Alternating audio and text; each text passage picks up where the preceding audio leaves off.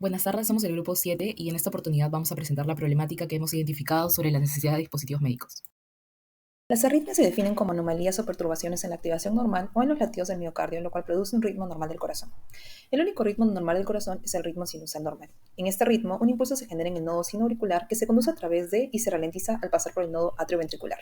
Luego se conduce a través de las de His hacia las ramas de izquierda y derecha de las, finalmente hacia las fibras de Purkinje, como se observa en la figura 1 que muestra el sistema de conducción eléctrica del corazón. Cualquier desviación de esta vía de conducción resulta en una arritmia. Las arritmias pueden clasificarse en diferentes tipos. Tenemos la fibrilación auricular, que es la arritmia más común, el cual sería un ritmo cardíaco regular y rápido, la taquicardia ventricular, en la que se da impulsos eléctricos anormales, fibrilación ventricular, en la que se da contracciones ventriculares rápidas y erráticas, y por último la bradicardia, que en los latidos del corazón son demasiado lentos, siendo menores a 60 latidos por minuto. Se puede observar este tipo de arritmias en la figura 2. ¿Cómo se detectan las arritmias? Para poder contestar esta pregunta, primero debemos conocer un electrocardiograma de un ritmo sinusal normal. En este caso lo podemos ver a la derecha, empezando con una onda característica P, que representa la activación de las aurículas, seguida de un intervalo PR, que es el tiempo que tarda el impulso de viajar desde el nodo sinusal hasta las fibras musculares del ventrículo.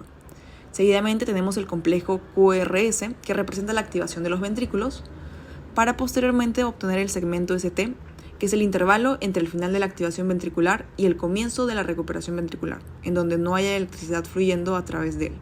En la figura 4 vemos un electrocardiograma de una persona con fibrilación auricular y una persona con ritmo sinusal normal. El EKG con fibrilación auricular muestra una ausencia de la onda P, que es reemplazada por una oscilación fina o gruesa de la línea de base que recibe el nombre de onda F, que es señalado por la flecha roja, y a diferencia de la señal EKG de ritmo sinusal que presenta la onda P. Además, se observa un aumento de variabilidad del intervalo RR, mientras que en el EKG normal este intervalo se mantiene constante.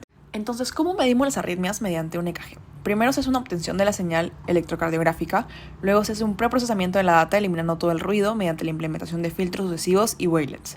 Luego se hace una extracción de las características que dependen de la amplitud, la duración del segmento, también características temporales como pendiente e intervalos. Hemos mencionado algunas de ellas, así como los algoritmos que se utilizan para su extracción. La base de datos principal de arritmias es el MIT-VIH, que está en Physionet. Luego se hace una optimización de estas características, debido a que más características hace que el algoritmo sea más complejo, y para esto se utilizan análisis de componentes independientes y de componentes principales. Asimismo, al final se realiza la clasificación, donde se utilizan algoritmos de aprendizaje para el desarrollo de modelos basados en las características elegidas, y los más comunes son la máquina de soporte vectorial, clasificadores lineales, redes neuronales profundas y el algoritmo de regresión logístico. Las primeras 6 derivaciones del electrocardiograma de 12 derivaciones se originan de 4 electrodos ubicados en los brazos y las piernas del paciente, siendo el electrodo de la pierna derecha el de referencia. Debido a que se utilizan electrodos positivos y negativos separados, se les conoce como derivaciones bipolares estándar, las cuales son 3. Derivación 1, que mide la diferencia potencial entre el brazo derecho y el brazo izquierdo; la segunda, que mide entre el brazo derecho y la pierna izquierda; y la tercera, entre el brazo izquierdo y la pierna izquierda, formando así el triángulo de Einthoven, como se muestra en la figura 5. Pacientes con fibrilación auricular presentan un aumento de hospitalizaciones, lo que provoca una importante carga económica junto con una alta morbilidad y mortalidad.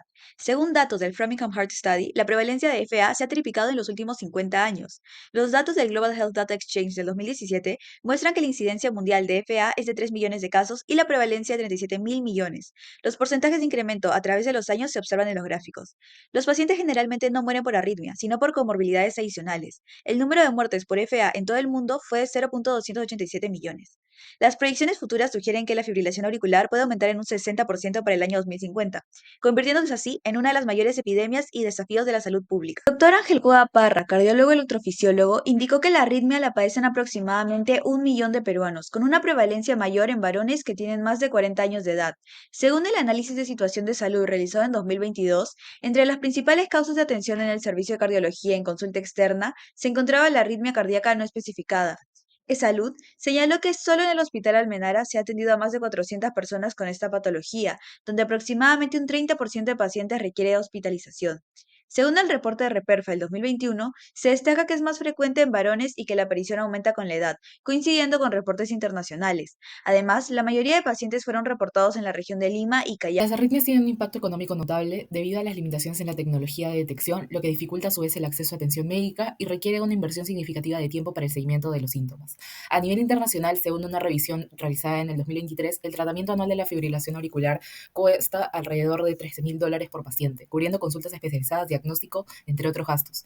A nivel nacional, los procedimientos médicos también presentan costos significativos. Como se muestra en la siguiente tabla, si bien las consultas especializadas y los EKG tienen un costo bajo, la frecuencia de ambos dependerá de qué tan avanzado se encuentre el paciente. Si es que el paciente necesita un monitoreo seguido, se utilizan los Holters, cuyo costo varía según el tiempo de uso. Y finalmente, en casos graves, la cardioversión eléctrica es necesaria con un costo que va desde 110 hasta 1.440 soles en nuestro país. Metodología. Para este proyecto estamos utilizando la escala de Gates para explorar los niveles de necesidad clínica y tecnológica con el fin de mapear el entorno del problema al que nos estamos enfrentando y plantear la problemática correspondiente. Para esto hemos considerado estratégicamente los stakeholders, como se puede ver. Para obtener una perspectiva de las necesidades en hospitales y clínicas estamos consultando con un médico cardiólogo, mientras que para entender los requisitos tecnológicos de estos dispositivos estamos consultando con un ingeniero biomédico que se especializa en metrología de dispositivos. Dentro de la metodología se realizaron entrevistas y para el formato que se utilizó en entrevistas, primero se comenzó explicando sobre el proyecto que se quería realizar y que se está realizando las entrevistas con el fin de detectar la problemática a partir del punto de vista de los actores involucrados. Las entrevistas consideraron preguntas generales sobre la detección de arritmias, así como específicas según stakeholder. Para el médico cardiólogo, las específicas se centraron en la problemática contextualizada en entornos hospitaleros, mientras que para el ingeniero biomédico se centraron en los desafíos tecnológicos y clínicos de los dispositivos de la actualidad, como se observa tanto en la tabla 3 como tabla 4. A partir de la entrevista con el ingeniero biomédico se identificó que es necesario que los dispositivos ECG sean accesibles en términos de costo. También nos comentó que deben ser altamente sensibles para detectar las curvas más leves en la señal ECG. Asimismo, mencionó que hay una falta de especialistas cardiólogos en áreas rurales y que es importante la telemedicina y telemonitoreo. Nos comentó también del sensor, que este debe ser lo suficientemente sensible para condiciones difíciles o arritmias menos comunes. Por último, comentó sobre el diseño. Este debe ser ergonómico, debe ser portátil, ya que se debe adaptar a las necesidades del paciente. Por otra parte, el cardiólogo menciona que existe una deficiencia en la capacitación de los médicos, lo que puede conllevar a un diagnóstico inadecuado y tardío. También existe la deficiencia en el equipamiento biomédico, ya que algunos equipos son obsoletos y defectuosos. Finalmente enfatiza que debido a los trámites y papeleos largos y complejos, existe mucho retraso en la disponibilidad de equipos nuevos y actualizados en los centros de salud.